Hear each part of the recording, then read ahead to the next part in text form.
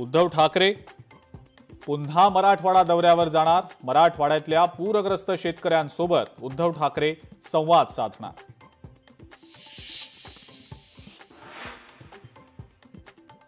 पुण्यातल्या शनिवार वाड्यातील नमाज पठण प्रकरणी 3 महिलांविरोधात गुन्हा दाखल। खासदार मेधा कुलकर्णींनी केला होता व्हिडिओ ट्विट। मनाई असतानाही शनिवार वाड्यात नमाज पठण केला होता आरोप।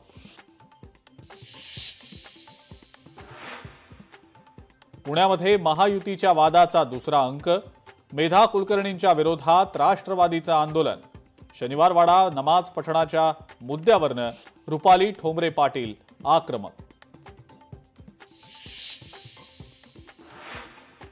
हिंदू संघटनांनी हाजी अलीत हनुमान चालीसा म्हटली तर चालेल का? शनिवार वाडा नमाज पठण प्रकरणावर मंत्री नितेश राणेंची खोचक टीका।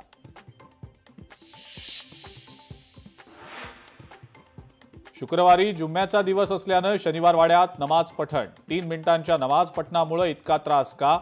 एमआयएमच्या वारिस पठाण यांचा भाजपला सवाल।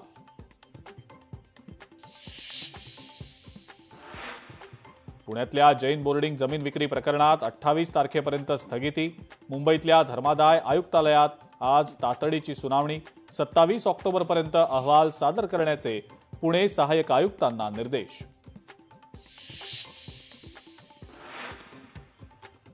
तुळजाभवानी देवी मंदिरासाठी 18 कोटींचा निधी। मंदिर विकासासाठी आवश्यक निधी मंजूर। धाराशिव जिल्हाधिकाऱ्यांकडे निधी केला वर्ग।